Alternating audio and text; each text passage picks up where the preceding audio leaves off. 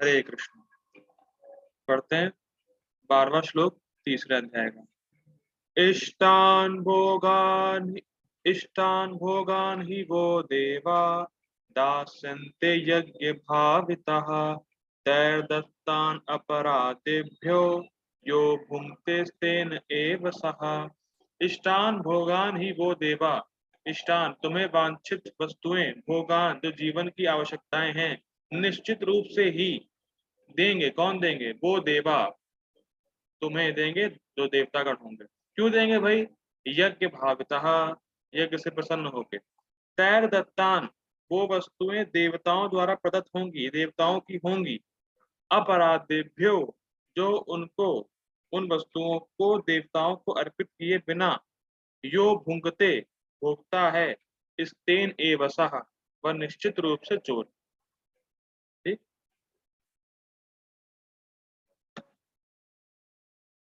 अनुवाद देखते हैं। जीवन की विभिन्न आवश्यकताओं की पूर्ति करने वाले विभिन्न देवता यज्ञ संपन्न होने पर प्रसन्न होकर तुम्हारी सारी आवश्यकताओं की पूर्ति करेंगे, किंतु जो इन उपहारों को देवताओं को अर्पित किए बिना भोगता है, वह निश्चित रूप से चोर है।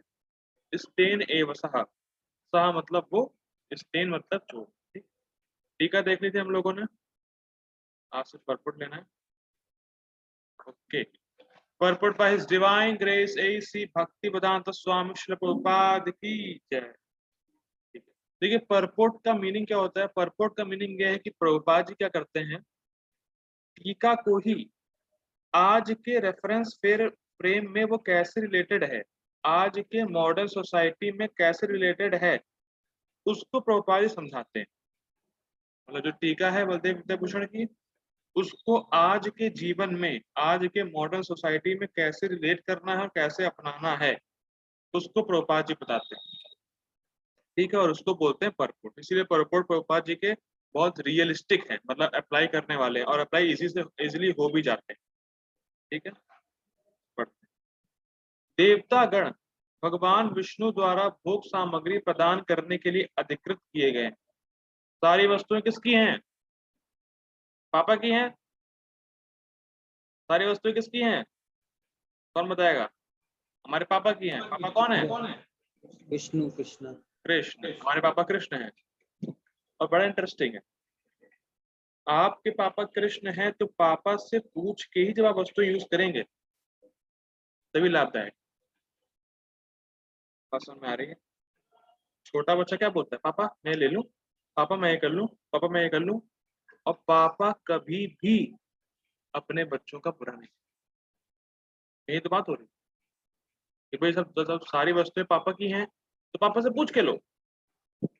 ओके, और पापा को पहले ऑफर भी करो, ये पापा की वस्तु।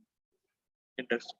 ठीक, लेकिन सारी वस्तुएं तो कृष्ण की है, सारी वस्तुएं भगवान विष्णु की है, लेकिन यहाँ पे भौतिक जगत में सामग्री प्रदान करने के लिए भगवान ने कुछ अपने ऑफिसर्स अपॉइंट किए। ठीक, कृष्ण ने कुछ ऑफिसर्स अपॉइंट किए, और वो ऑफिसर्स कौन है? ऑफिसर्स है डेमिगॉड। जैसे जल चाहिए तो उसके लिए एक कंट्रोलर है वरुण देव, वो आपको जल देंगे। अग्नि के लिए सूर्यदेव, सूर्यदेव अग्निदेव, अग्नि के लिए अग्निदेव, और वर्षा के लिए इंद्र। तो ये सब एडमिनिस्ट्रेटर्स, दे आर ऑफिसर्स। वो आपको आपकी वस्तुएं प्रदान करेंगे, लेकिन किससे पूछ के देंगे? हमारे पापा से। पासवर्ड में आ रही है? एडमिनिस्ट्रेटर भी होगा, वो भी इंडिपेंडेंट नहीं है, वो भी कृष्ण या विष्णु से पूछ के ही वस्तुएं आपको देंगे। और जब किसी जब खुश होंगे देवता तो वो आपको प्रदान कराएंगे इष्टान भोगान, जो जीवन की आवश्यकताएं। ठीक, आप भी कह सकते हैं, मैंने एनालॉजी भेजी थी एक बार, देवता is just like a tax collector. भाई आप टैक्स देते हैं तो आप टैक्स किसी व्यक्ति को देते हैं, ठीक, लेकिन समझते क्या है कि मैं गवर्नमेंट को दे रहा हूँ। ठीक, मान लीजिए बिजली का बिल आपने किसी व्यक्ति को दिया, आपके माइंड में क्या है कि भैया मैंने गवर्नमेंट को बिजली का बिल दिया। ठीक, तो वैसे ही आप यज्ञ कर रहे हैं देवताओं के लिए, लेकिन आपको पता होना चाहिए कि ये यज्ञ मैं विष्णु के लिए कर रहा हूँ। बात समझ में आती है? अपूर्व प्रभु जी, कभी बिजली का बिल भरा है आपने? नहीं प्रभु जी। ओके, कभी गैस सिलेंडर का भरा है? गैस सिलेंडर जब लिया है तो मैंने देखा आपको लिया है गैस सिलेंडर। हाँ बाबूजी, यस। तो आप किसी व्यक्ति को देते हैं पैसे, यस बाबूजी, व्यक्ति लेकिन को आपको देते पता है कि मैं गवर्नमेंट को दे रहा हूँ, ये पैसा गवर्नमेंट को जाएगा, तो पता रहता है, ठीक है, हैं, मतलब गवर्नमेंट के खाते में खाते जाए। में जाएगा। ओके, वैसे ही हम लोग यज्ञ कर रहे हैं देवताओं के लिए, लेकिन वो हमें पता होना चाहिए कि इससे भगवान संतुष्ट होंगे, भगवान के पास जाएगा इसका जो पार्ट है। देवता is just like a medium, कि आपने उनको पैसा दिया, टैक्स कलेक्टर है, उन्होंने आपसे टैक्स लिया, लेकिन वो टैक्स भी सरकार को देंगे, भगवान को संतुष्ट, भगवान के लिए है वो यज्ञ। अगर जिसके माइंड में ये बैकअप है वो सही समझ आ रही। हमें पता ही है, जब हम लोग बिल देते हैं, जब टैक्स देते हैं, तो हमें पता होता है कि भाई गवर्नमेंट को जाने वाला है। तो वैसे ही जब एक यज्ञ करता है कोई व्यक्ति, उसको पता रहता है कि विष्णु की संतुष्टि के लिए। एक आगे बढ़ते हैं। अतः नियत यज्ञों द्वारा उन्हें अवश्य संतुष्ट करना चाहिए, किसको? भगवान को, ठीक, और देवताओं को। देवताओं को वो तो ऑटोमेटिक संतुष्ट हो जाता है जब भगवान होते हैं, ठीक है। वेदों में विभिन्न देवताओं के लिए भिन्न भिन्न प्रकार के यज्ञों की संस्तुति है, किंतु देखिए बात आ गई, किंतु वे सब अंततः भगवान को ही अर्पित किए जाते हैं। आप दे तो रहे हैं पैसा व्यक्ति को, लेकिन क्या किसको रहा है? गवर्नमेंट को, ठीक, बात याद रखिए। किंतु जो यह नहीं समझ सकता कि भगवान क्या है, उसके लिए देव यज्ञ का विधान। जैसे जो ये नहीं समझ पा रहा है कि मुझे कृष्ण को संतुष्ट करना है, और कृष्ण को संतुष्ट करेंगे तो सारे देवता अपने आप प्रसन्न हो जाएंगे, जो ये बात नहीं समझ पा रहा है उसके लिए पंच महायज्ञ या जो देव यज्ञ का विधान होता है।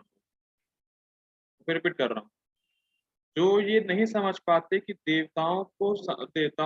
कृष्ण को खुश करके सारे देवता ऑटोमेटिक खुश हो जाते हैं, और उसको कृष्ण को ही संतुष्ट करना चाहिए, उसके लिए देव यज्ञ का विधान होता है। जैसे एग्जाम्पल, भाई हम लोगों ने खाना पेट में डाला, ठीक, हर पार्ट को पहुंचता है। आप मुझे एग्री हैं इस बात से? यस बाबूजी। ओके गुरु जी। अच्छा, अगर मैं किसी से ये पूछूं कि कैसे पेट का खाना आंख तक या बाल के अग्रभाग तक पहुंचता है, कौन बता पाए? हाँ प्रभु जी। कैसे पहुंचता है? नहीं बता जी। पाएंगे, एग्जैक्ट तो नहीं बता पाएंगे, ऐसा अनुमान आ सकते हैं जो बताया गया हो। हाँ मतलब जो भी पढ़े हाँ, हैं बायो में वो। ब्लड के थ्रू या जो भी कह सकते हैं, लेकिन पता नहीं है और किसी ने देखा नहीं, लेकिन अनुभव होता है कि गया है। दोनों बातें यस। आप एग्जैक्ट नहीं जान सकते कैसे जाता है। जब जब मान लीजिए आप कहें ब्लड से भी जाता है, तो कैसे क्या प्रोसेस होता है, ब्लड बनता है, ये है वो है, सबको एग्जैक्ट नहीं जा सकता है। मोटा मोटा जो उसने पढ़ा होगा, जो सुना होगा वो बता पाए, लेकिन वो अनुभव कर सकता है कि पेट में डालने से उसका खाना आंख तक, बाल के अग्रभाग तक, हर जगह पहुंचता है। ये अनुभव होता है उसका, जान भले ना पाए, ठीक। तो वैसे ही अगर कोई देवताओं को अगर कोई कृष्ण को संतुष्ट कर रहा है, तो देवता अपने आप संतुष्ट हो जाते हैं, भले उसको पता ना हो। जैसे कुछ लोग बोलते हैं कि अरे कृष्ण की पूजा करेंगे तो शिव जी की पूजा कैसे करेंगे? आप लोग इस्कॉन वाले कहते हैं कृष्ण को ही करो, कृष्ण की ही पूजा करो, या कृष्ण का ही आराधना करो, तो फिर हनुमान जी की पूजा कैसे होगी, शिव जी की पूजा कैसे होगी, इसकी कैसे होगी, दुर्गा जी कैसे होगी, उसकी कैसे होगी? वो ये नहीं समझ रहा है कि अगर आपने कृष्ण को पकड़ लिया, अगर आपने पेट में खाना डाल दिया, तो ऑटोमेटिक सारा पोषण हर जगह चला जाएगा। इसका अनुभव होता है हमें, भले पता ना हो कैसे होता है। तो वैसे अगर आप कृष्ण को संतुष्ट कर रहे हैं, तो देवता अपने आप प्रसन्न हो रहे हैं, भले आप जान ना पाए। इंटरेस्टिंग। प्रभु जी, ऐसे हमने एक लोग को हमने ये एनालॉगी दी कि हम लोग पेट में खाना डालेंगे तो हम लोग जो है सारे भागों में पहुंच जाएगा। तो उन्होंने कहा ये देखो कि पेट में डाल कौन रहा है, हाथ। तो हाथ ज्यादा इम्पोर्टेंट है। तो वो तो वो लोग ये मतलब अपनी फिलॉसफी दे रहे थे कि पेट इम्पोर्टेंट नहीं है, हाथ इम्पोर्टेंट है। इसीलिए कह रहे थे कि तुम कृष्ण कृष्ण करते रहते हो, मतलब तुम ये देखो ना कि हाथ कौन है। तो ये ऐसी बात थी। हरे कृष्णा, इसका क्या आंसर है? हरी बोल। इसका बड़ा सिंपल आंसर, अगर आप खाना पेट में नहीं डाल रहे हैं, ठीक, अगर आपका हाथ ऐसे ही, अगर आप पेट में खाना नहीं डाल रहे हैं तो आपका हाथ भी कमजोर होगा, तो इसीलिए हाथ को मजबूरी में डालना पड़ेगा। और हाथ का भी एम क्या है, पेट संतुष्ट हो, क्योंकि उससे वो संतुष्ट होगा। बात समझ में आ रही? मैं कह रहा हूँ आपका हाथ इंपॉर्टेंट है, ठीक है, और हाथ कहे कि मैं पेट में नहीं डालूंगा, तो वो उससे हाथ भी संतुष्ट नहीं होगा।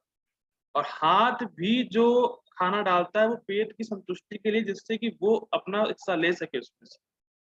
अब कौन इंपॉर्टेंट है, पेट की हाथ?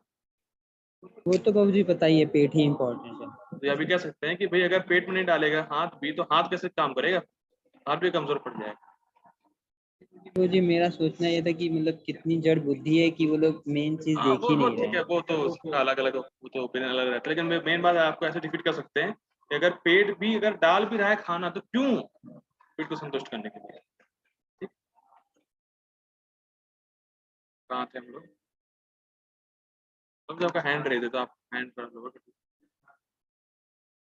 ओके, हाँ, विधान, देव का विधान है, ठीक है, कृष्ण को संतुष्ट करेंगे सब हो जाएगा।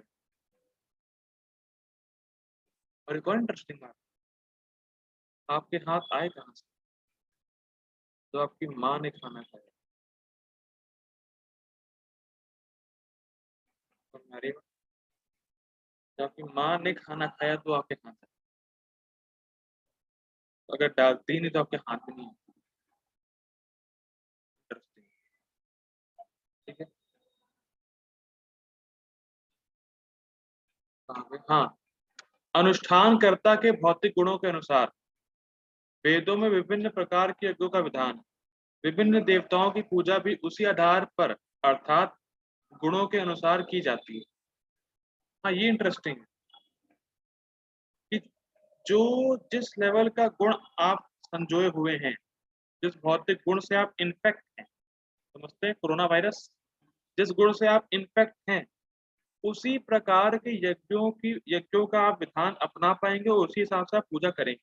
जैसे जैसे सतोगुण में जो होता है वो देवताओं की पूजा करता है, जो रजोगुण में होता है वो यक्ष राक्षस की करता है, और जो तमोगुण में होता है वो भूत और पिशाच की करता है। ठीक, अब इंटरेस्टिंग ये है कि वो ये अपना ही पाएंगे। बात समझ में आ रही है? उनकी जो चेतना का लेवल है उसी हिसाब से वो उस गुण वाली चीजों को ही करेंगे। जैसे जो भूत पिशाच वाले, जो तमोगुणी होते हैं, जो घोर तमोगुणी, वो भूत पिशाचों का आराधना करते हैं, और भूत पिशाचों में भी यज्ञ होता है। जो भूत पिशाच की आराधना करते हैं उनमें भी यज्ञ होता है। जैसे कोई सिंदूर चढ़ाना या ऐसे, मतलब मैंने देखा तो नहीं है, मैंने सुना है बस। यस प्रभु जी, होता है, होता होता है है, यज्ञ, होता है। माता जी ने शायद देखा है। हरी बोल। देखा नहीं प्रभु जी, मूवीज देखते थे ना तो उसमें दिखाते हैं। हाँ वो जो भी, हाँ तो मैंने देखा तो नहीं है, मैं कह नहीं सकता, तो ऐसे सब होते, वो भी यज्ञ करते हैं। लेकिन जो चेतना का लेवल उस हिसाब से, वो लोग उस हिसाब से पूजा करते हैं। ठीक है, उदाहरणार्थ गोपाल जी लिख रहे हैं, मांसाहारियों को देवी काली की पूजा करने के लिए कहा जाता है। ठीक, और भौतिक प्रकृति की घोर रूपा है, मतलब काली, देवी काली, और देवी के समक्ष पशु बलि का आदेश है। अब ये इंटरेस्टिंग कि जो मांसाहार करना चाहता है, जो घोर तमोगुणी है, वो देवी काली को अर्पित करके खा सकता है, लेकिन आजकल जैसा नहीं। कलकत्ता में एक मुझे मैं एक प्रभु जी सुना, डिवोटी सुना था कि कलकत्ता में एक जो है वो है कसाई है, जो पशु बलि करता है और सबको देता है नॉनवेज खाने। तो वो पीछे अपने माँ काली की फोटो लगाता है और दे दनादन काटता है और कहता है कि लो माँ काली का प्रसाद। ऐसा नहीं, और लोग भी इतने, क्या कहें, इंडिया की जनता इतनी ज्यादा समझदार है या क्या कह सकते हैं, वो मानते हैं कि हाँ ये माँ काली का प्रसाद सबको खाना चाहिए। तो ये सब एक धोखेबाजी हो रही है। यज्ञ का प्रोसेस नहीं अपना के बस खाली फोटो लगा के उनके सामने काट देना, हाँ देखो माँ काली का प्रसाद, तो ये सब सही बात नहीं है, सब धोखेबाजी। ठीक, लेकिन जो वाकई में तमोगुणी है, जो घोर तमोगुणी है, वो रीति रिवाज का पालन करके माँ काली को बलि दे के वो खाएगा। अब मेरा एक क्वेश्चन, कि मांसाहारियों के लिए इतनी घोर पूजा या घोर रूप का जो माँ देवी काली हैं, उनकी आराधना करने को वेद ने बोला ही क्यों? भाई इजी उत्तर होगा, मैं कैसे आपको पता होगा। तो जी मतलब जैसे देवी काली माता है वो उनका प्रतीक है, मतलब वो जो तमोगुण वाले, तो इस वजह से ऐसा बोला जा रहा है। वो डिस्ट्रक्शन करी थी ना, मतलब मारी थी। नहीं तो वो विधि विधान का पालन करने को क्यों बोला जा रहा है वेदों में? क्यों बलि क्योंकि बचा वो है? क्योंकि वो उसी चेतना प्रभु की है जी ना। नहीं वो ठीक है, लेकिन चेतना के है तो वैसे भी खा सकते हैं ना वो, तो क्यों फॉलो करें वो? ये इंटरेस्टिंग। हाँ माता जी कुछ बोल रही थी। प्रभु जी वो उन लोगों को भी कोई अथॉरिटी मानने का मिलेगा, मतलब कम से कम वो किसी के कंट्रोल में आएगा और धीरे धीरे फिर हाँ आगे माता बढ़ जी सकते हैं। आपका कुछ पॉइंट सही, 50% तो आपका सही है माता जी। और प्रभु जी रूल्स तो और वो उन्हीं के लिए वो रेगुलेशन। यज्ञ है ना, कि वो मतलब जैसे हम लोग देवताओं को चढ़ा के देवताओं को खुश कर रहे हैं और ऐसा है, तो वैसे यहाँ यज्ञ माँ काली के लिए है। तो उससे होगा क्या? क्यों? वही मैं कह रहा हूँ कि अलग अलग लोगों के लिए क्यों दिया हुआ है? सतोगुण के लिए उनको देवताओं को दिया गया है, तमोगुण के लिए देवी काली का दिया गया है, रजोगुण के लिए यक्ष राक्षस का दिया गया है। क्यों दिया गया है? क्योंकि प्रभु जी अलग अलग चेतना के लोग हैं, अलग अलग चीज फॉलो कर सकते हैं, तो अलग अलग प्रदान किया गया है। जैसे उससे कोई क्या तमोगुण होगा? है वो मैं तुम्हें पूछ रहा हूँ। उससे वो अपने ऊपर लेवल पे उठेगा। हाँ दिस इज आंसर। आप सही बोला। ठीक है। देखिए ऐसा है, हम लोगों ने बहुत पहले भी पढ़ा था किसी टीका में कि वेद जो है बहुत दयालु माँ की तरह है। किसी को याद हो तो? वेद जो है बहुत ज्यादा दयालु माँ की तरह है। तो वेद जो है वो किसी को भी रिजेक्ट नहीं करते हैं। ठीक है, पहली चीज तो ये। और जो व्यक्ति जिस चेतना में है वो उसको स्वीकार कर ही सकता है, इसलिए लिखा हुआ। वो उसको कर ही सकता है, वो उसी को ही स्वीकार करेगा, और को स्वीकार कर ही नहीं सकता, इसलिए लिखा हुआ है। बात समझ में आती है? हम लोगों ने अधिकार देखा था कि आपका अधिकार नहीं, हम लोगों ने चर्चा की थी अधिकार क्या होता है। उसकी श्रद्धा ही उसी पे होगी, वो स्वीकार ही उस चीज को कर सकता है, इसलिए लिखा हुआ है। और इसीलिए बोला गया है कि चलो ठीक है तुम्हें खाना ही है, अगर तुम ये फॉलो करोगे और ठीक ठाक पालन करोगे जो बताया गया है, तो ग्रेजुअली तुम धीरे धीरे एलिवेट। जैसे जैसे नॉनवेज को बोलते हैं मांस, मांस बोलते हैं ना, मांस। तो मांस नहीं, यस प्रभु मांस, जी। मांस बोलते हैं। मांस, मांस मतलब क्या होता है? माम और स। मां मतलब मुझे और सा मतलब वो। तो मांस मतलब क्या होता है कि अगर मैं जिसको काट के खा रहा हूं तो मैं उसको अलाउ कर रहा हूं कि तुम भी बाद में मुझे काट के खाओ। ये मतलब है मांस। लोगों को पता ही नहीं होता है कि मांस मांस करता है। माम स दो वर्ड से मिला हुआ। माम मतलब मुझे और सा मतलब वो। तो वो मुझे खाएगा और अभी मैं उसको खा रहा हूँ। तो जैसे जैसे व्यक्ति नियम का पालन करेगा, ये सब खाता रहेगा, तो सोचेगा अरे यार मैं कितना बड़ा मूर्ख, मैं अपने को खाने के लिए इसको अलाउ कर रहा हूँ। धीरे धीरे एलिवेट होगा, तमोगुण से रजोगुण में जाएगा, रजोगुण सतोगुण में जाएगा। तो ये धीरे धीरे एलिवेट होगा। बात समझ में आ रही? जिसकी जितनी चेतना है वो उतना ही स्वीकार कर सकता है, ये बात है। जिसकी जितनी चेतना वो उतना ही ग्रहण करेगा, जो वेदों में आदेश दिया हुआ। तमोगुण का व्यक्ति सतोगुण के आदेश ग्रहण ही नहीं कर पाए, पॉइंट ये। लेकिन अगर अपने ही गुण का स्वीकार करते करते वो एलिवेट होगा, इसीलिए दिया हुआ। ठीक है, व्यक्ति की चेतना के अनुसार वेदों में आदेश दिए गए। तो जो घोर तमोगुणी है वो नॉनवेज खाएगा ही, इसलिए दिया गया। वो खाएगा ही, वेदों का आदेश नहीं पालन करेगा तो वैसे खाएगा, लेकिन उसको खाना ही है। भाई तुम्हें खाना ही है तो पालन कर ले। ये बात जो बहुत होते हैं ना, हटी हटी होते हैं, जो बहुत हटी, नहीं मुझे करना ही है, ठीक करना ही है, इस वे से करो, इस वे से करोगे एलिवेट हो जाओ। ये पॉइंट। ठीक है।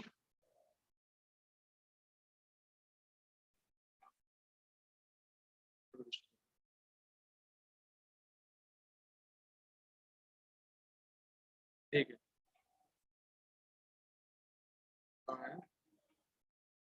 हाँ, किंतु जो सतोगुणी है उनके लिए विष्णु की दिव्य पूजा बताई है। ठीक, अंततः समस्त यज्ञों का ध्येय उत्तरोत्तर दिव्य पद प्राप्त करना है। मैंने बता दिया, धीरे धीरे एलिवेट होना है। ठीक, सामान्य व्यक्तियों के लिए कम से कम 5 यज्ञ आवश्यक, जिन्हें पंच महायज्ञ कहते हैं। ठीक, किंतु मनुष्य को यह जानना चाहिए कि जीवन की सारी आवश्यकताएं भगवान के देवता प्रतिनिधि द्वारा ही पूरी की जाती है। कोई कुछ बना नहीं सकता। उदाहरणार्थ, मानव समाज के भोज्य पदार्थों को लें। इन भोज्य पदार्थों में शाकाहारियों के लिए अन्न, फल, शाक, दूध, चीनी आदि हैं, और मांसाहारियों के लिए मांस आदि, जिनमें से कोई भी पदार्थ मनुष्य नहीं बना सकता। एक और उदाहरण लें, यथा ऊष्मा, प्रकाश, जल, वायु आदि जो जीवन के लिए आवश्यक है, इनमें से किसी को बनाया नहीं जा सकता। परमेश्वर के बिना ना तो प्रचुर प्रकाश मिल सकता है, न चांदनी, वर्षा या प्रातःकालीन समीर ही, जिनके बिना मनुष्य जीवित नहीं रह सकता।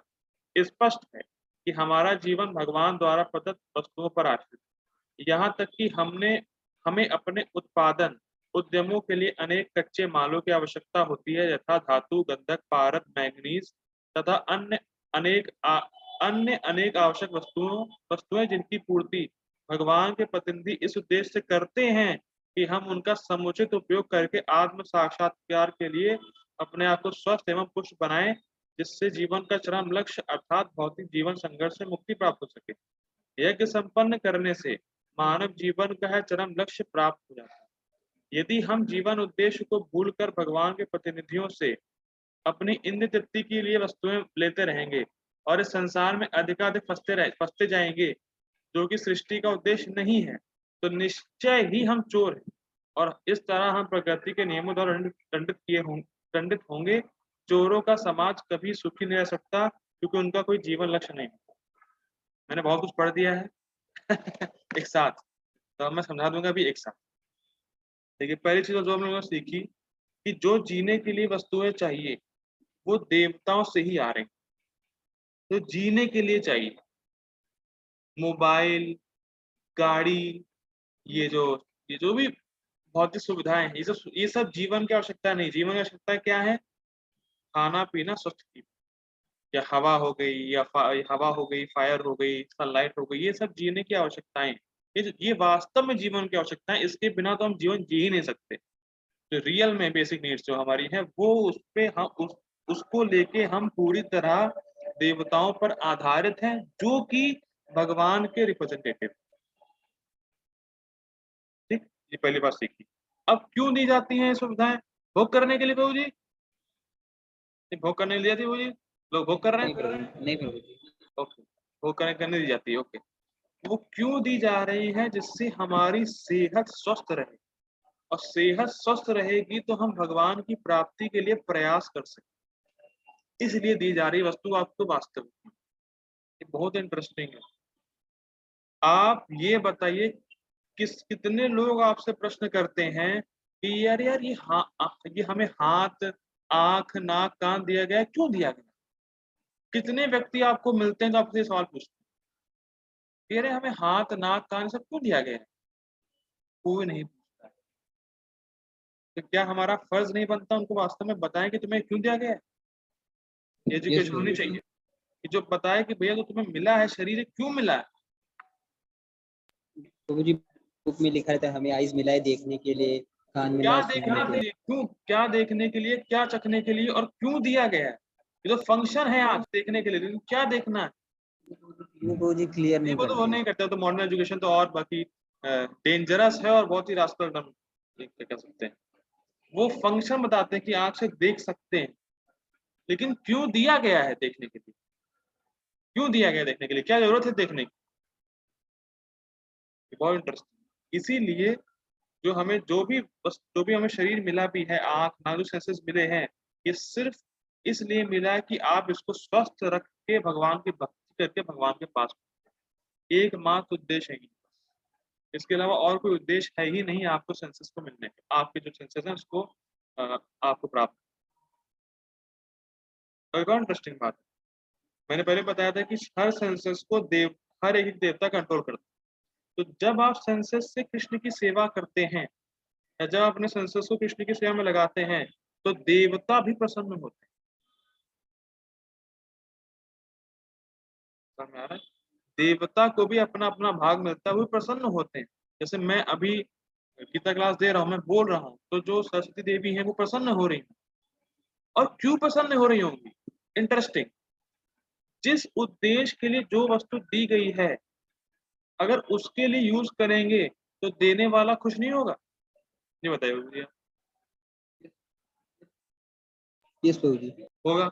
मान लीजिए मैं कहूँ ये बोतल है, ये बोतल दिख रही होगी, मैं इसको गधे की तरह इस्तेमाल करके लोगों को मारना शुरू कर दूं तो लोग प्रसन्न होंगे इससे? इसने मान लीजिए बोतल दी है मुझे पानी पीने के लिए और मैं पानी पीने के लिए ना इस्तेमाल करके लोगों को मारना शुरू कर दूं तो कैसा लगेगा उसको? अरे यार तुम्हें तो इसलिए दिया था, तुम ये यूज कर रहे हो। बात समझ में आती है? बड़ा सिंपल सिद्धांत है कि जो जिसने आपको जो वस्तु दी है जिस यूज के लिए अगर वो करेंगे तो उससे वो प्रसन्न होगा। सिंपल एग्जांपल है, सिंपल मतलब सिद्धांत है ये। अगर मैं बोतल को एज अ फाइटिंग के लिए इस्तेमाल करूं या जो नहाने की बाल्टी लोहे की है उससे मारना शुरू कर दूं, कैसा लगेगा भाई? भाई नहाने के लिए है, उसे मारपीट शुरू कर रहा है। ऐसा होता है। गांव में जाएंगे तो अगर कोई लड़ाई वड़ाई होती है तो लोग मारने दौड़ते हैं उससे, बाल्टी से। ये सिद्धांत समझना होगा कि जिस चीज के लिए आपको जो वस्तु मिली है उसका वैसे इस्तेमाल करेंगे तो देने वाला। ठीक। अब एक और इंटरेस्टिंग बात, क्या आपके घर वालों ने आपको हवा दी? क्या आपके घर वालों ने आपको पानी दिया? फॉर एग्जाम्पल पानी दिया ठीक, लेकिन पानी की सृष्टि करी क्या? नहीं करी। तो जो व्यक्ति हमें ये सब दे रहा है जीने के लिए, तो क्या हमारा उसके प्रति कोई कर्तव्य नहीं है या हमारा उसके प्रति ही सारा कर्तव्य नहीं? सोचिएगा। क्या थोड़ा सा भी हम विष्णु या कृष्ण के आदर नहीं कर सकते क्या? जो सब कुछ दे रहे हैं जीने के लिए, सब कुछ दे रहे हैं जीने के लिए और सबको दे रहे हैं जीने के लिए, भी इंटरेस्ट, चाहे वो उनका भक्त हो चाहे ना हो। तो थोड़ी कृतज्ञता तो होनी चाहिए हमारे कि भाई जो ये सब दे रहा है, हमारा कर्तव्य, हमारा तो पहली बार सारा कर्तव्य ही है कि हमें शरीर ही उनकी सेवा के लिए मिला है। लेकिन भाई चलो ठीक है, सारे तो कम से कम थोड़ा बहुत ही कर दो। भाई थोड़ा बहुत क्या, तुम घर पे खाना बनाते भाई प्रसाद ही लगा दो, इतना नहीं हो रहा है। छोटी सी चीज लेकिन लाभ कितना बड़ा है वो नहीं समझ रहे लोग। नरक जाने से बच जाता है। और एक कौर अगर एक कौर प्रसाद का खा ले तो करोड़ों करोड़ों अश्वमेध यज्ञ का फल मिलता है। इतना बड़ा लाभ। और काम बहुत सिंपल, कोई घर में खाना बनता ही है, किसके घर में खाना नहीं बनता? माता जी आपके घर में खाना बनता है खुशबू माता जी कि बिना खाना के रहती यस हैं? प्रभु जी। ओके नहीं बनता है। प्रभु जी, बनता है। ओके ओके हरी बोल बनता है भाई। कृष्ण को जाओ अर्पित कर दो, तुलसी दल डालो और कहो कृष्ण मैं आखिरी लेके आओ, मेरे पास सामर्थ्य नहीं है इतना कि मैं आपको कुछ दे सकूं, लेकिन बस उसको स्वीकार करिए जिससे मेरी भक्ति बढ़े। बस इतना बोलना है, खाना है, मुफ्त। क्या प्रॉब्लम है समझ नहीं आया। और सब कुछ तो वही दे रहे हैं भाई, खाना भी उन्होंने आपको प्रोवाइड कराया है। ये भी नहीं कि आपने अलग से बनाया हो कि अरे मैं कृष्ण को दूं, मैंने अलग से प्रोड्यूस किया है इसको। युवराजकल तो प्रोड्यूस कर ही नहीं सकता, जीवन की आवश्यकता है। गोपाल जी से लिख रहे हैं इसको कि जीवन की आवश्यकताओं को आप कुछ भी नहीं बना सकते, कुछ भी नहीं। समझ में आ रहा है? कुछ भी नहीं बना सकते आप फैक्ट्री में, कुछ भी नहीं। आपको जो फैक्ट्री में रॉ मटेरियल्स भी चाहिए उसके लिए भी आपको आधा देना पड़ेगा, देखता हूँ गोपाल जी इसको लिखे। समझ में आ रहा है? तो देखिए बड़ा सिंपल है। मानव जीवन जो हमें मिला है ये बहुत, इसकी ये अपॉर्चुनिटी मिलना ये बहुत ज्यादा रेयर है, बहुत ज्यादा। कल्पना नहीं कर सकता को क्या मिल गया। एक भक्त बताते हैं कि मानव जीवन मिलना वेरी रेयर, उसमें भी भारत में जन्म लेना, इंडिया में इज वेरी रेयर, उसमें भी साधु संग होना इज वेरी रेयर। उसमें भी जो प्रमाणिक साधु है उसका संग होना इज वेरी रेयर। अच्छा ठीक, उसके ऊपर से उसकी बात समझ में आना वेरी रेयर, उसके ऊपर उसको पालन करना वेरी रेयर, और पालन कर लिया तो भगवान के धाम जाने वेरी रेयर। सोच लीजिए कितना रेयर रेयर रेयर रेयर, मतलब कितना एक्सपेक्ट करते चले गए। आप कितने फॉर्चुनेट मतलब सोल्स हैं, आप लोग समझ नहीं सकते। तो जो हमें अपॉर्चुनिटी मिली है, रेयर अपॉर्चुनिटी, तो उसका पूरे तरीके से फुल यूज करना है कृष्ण से, क्योंकि इसीलिए मिली है। समझ में आ रही? और इस रेयर अपॉर्चुनिटी में और कुछ करना ये सब वेस्ट।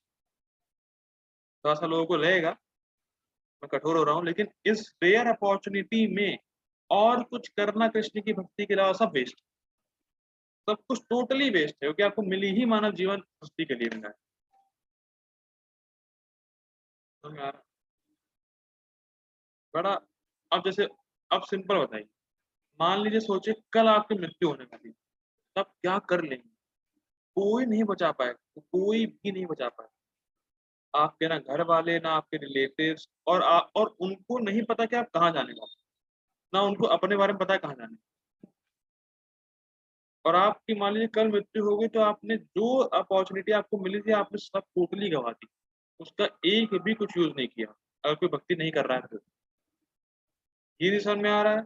उसको उल्टा देखिए, भाई सबके घर में डेथ देखी, सबके घर में किसी न किसी की डेथ तो हुई होगी, आप डेथ में देखे होंगे डेथ लोगों की, सोचिए कहाँ गए, कहाँ चले गए, कल्पना भी नहीं कर सकते कहाँ गए, कहाँ होंगे, किस हाल में होंगे, और उनका क्या सिद्ध हो गया प्रयोजन। उन्होंने जो कमाया, जो सुख सुविधा उन्होंने ली, वो सब छोड़ के गए। क्या ले गए? कपड़ा तक नहीं ले जा पाए। कौन सा कपड़ा? शरीर। अब समझ जाइए, थोड़ा सा कठोर बोल रहा हूँ, लेकिन ये थोड़ा सा, ये बहुत एक तरीके से कह सकते हैं कि गर्म लोहे पे हथौड़ा मारने जैसा, कि समझ में आए कि भक्ति करनी ही चाहिए, भक्ति करनी चाहिए, और भक्ति ही ओनली वे आपको यहाँ से संसार से निकालने का, और भक्ति करने के लिए ही आपको जो सुविधा दी गई है वो दी गई। तो इसीलिए प्रभुपाद जी इस पैराग्राफ में बड़ा इंटरेस्टिंग लिख रहे हैं, तो पैरपोर्ट है मैं समझाया, इसलिए मैंने पूरा पढ़ा, कि मानव जीवन जो भक्ति में नहीं लगा रहा है वो वास्तव में छोड़। हम लोगों ने तो खाली इसमें टीका में या श्लोक में देखा कि भैया भोग नहीं लगा रहा है, जो भोग रहा है वो चोर है। प्रभुपाद जी क्या लिख रहे हैं कि जो मानव जीवन को भक्ति में नहीं लगा रहा है वो वास्तव में चोर है। समझ में आ रहा है? अब जैसे फॉर एग्जाम्पल प्रभु जी, हरी बोल, यस प्रभु प्रभु जी जी। मान लीजिए आपकी लेखपाल की नौकरी लग गई बाई चांस, हरी बोल अरे आपको सैलरी मिलती, ठीक, आपसे कहा जाए कि आपका काम ये, आपको इतनी सैलरी मिलेगी, ठीक, अब आप कहें मैं काम नहीं करूंगा, सैलरी लूंगा, आप चोर है कि नहीं? यस प्रभु जी। भाई काम करने के लिए सैलरी मिली ना आपको, आप कहें नहीं मैं काम नहीं करूंगा बस सैलरी लूंगा बस, तब चोर कहलाए जाएंगे, क्योंकि जिस लिए आपको सैलरी मिली वो तो आप कर ही नहीं रहे। तो वैसे ही जिस लिए आपको शरीर मिला, भक्ति भक्ति के लिए शरीर मिला, भक्ति नहीं कर रहे तो वो वास्तव में आप चोर है। अब आप समझ जाइए, हमें बहुत कुछ सुविधा दे रखी है, बहुत कुछ साधना सुविधा दे रखी है एज कंपेरिजन टू जानवर। समझ में आ रहा है? यहाँ पे कौन जो है, जैसे मान लीजिए फॉर एग्जाम्पल बंदर होता है, अब बंदर डरता है, इधर उधर देखता रहता है, या मान लीजिए पापा जी एग्जाम्पल देते हैं जैसे उसका क्रो का, या चिड़िया होती है, वो खा रही होगी तो इधर उधर देखेगी, कोई आना जाए, कोई आना जाए, खा भी रही होगी तो डर बना रहेगा। अब कितने लोग यहाँ पर ऐसे हैं जो खा रहे होंगे और डर बना रहता है? कोई नहीं है मानव जीवन में। और जो सुख सुविधा आपको मिल रखी है वो जानवरों को नहीं मिल रखी। समझ में आ रही है बात? आपको रोडों पे नहीं घूमना पड़ता, आपको इधर उधर भटकना नहीं पड़ता।